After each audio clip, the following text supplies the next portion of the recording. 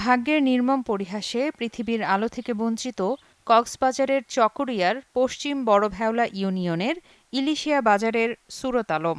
তবে দৃষ্টি প্রতিবন্ধী হলেও অদম্য সুরত পেরিয়েছেন বিশ্ববিদ্যালয়ের গণ্ডি। স্বপ্ন দেখেছেন উদ্যোক্তা হওয়ার। চট্টগ্রাম বিশ্ববিদ্যালয় থেকে ইতিহাসে মাস্টার্স করে চাকুরির আশায় থাকেননি সুরত। সফল উদ্যোক্তা হতে ৩ বছর আগে মায়ের জমানো টাকা ও ঋণ নিয়ে কেনেন একটি অস্ট্রেলিয়ান জাতের গরু। নাম রাখেন মহারাজ। এই গরুকে ঘিরেই স্বপ্ন দেখেন উদ্যোক্তা হবার। আমি মোহাম্মদ সুরত আলম, ইতিহাস বিভাগ মাস্টার্স, চট্টগ্রাম বিশ্ববিদ্যালয়। আমি একজন দৃষ্টি প্রতিবন্ধী শিক্ষার্থী।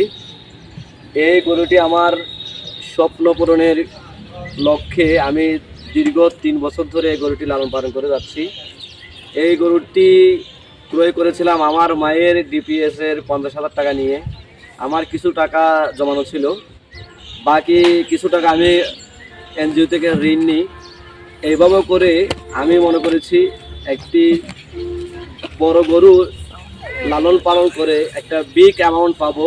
লেখাপড়া শেষে যেন আমার বসে থাকতে না হয়। আমি যেহেতু অন্যান্য কাজগুলো সহজে করতে পারবো না, চাইলে আমি গার্মেন্টসে চাকরি করতে পারবো না, সেই দৃষ্টিকোণ থেকে চিন্তা করে আমি এই গরুটি লালন পালন করেছি। তবে এর লালন পালনে প্রতি মাসে সুরতের ব্যয় হয় ৩০ থেকে ৩৫ হাজার টাকা। খরচ সংকুলান না হওয়ায় নিতে হয়েছে ঋণ। ঋণের চাপ ও খরচের বোঝা সব মিলিয়ে এবার কোরবানিতেই মহারাজকে বিক্রি করতে চান সুরত। বাজার বিবেচনায় যার দাম ধরা হয়েছে ১৪ লাখ টাকা।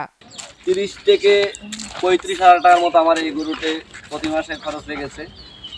তো এই গরুটির মূল্য আমি বেশি ধরি নাই, ১৪ লাখ টাকা। এটি বিক্রির টাকায় নতুন করে খামার গড়ার স্বপ্ন দেখেন এই সংগ্রামী তরুণ। এবারের কোরবানিতে সমাজের বিত্তশালীরা তার উদ্যোক্তা হওয়ার স্বপ্ন পূরণে সহায়তা করবে, এমনটাই আশা দৃষ্টি প্রতিবন্ধী সুরতের। ইসরাত এমি, চ্যানেল 24।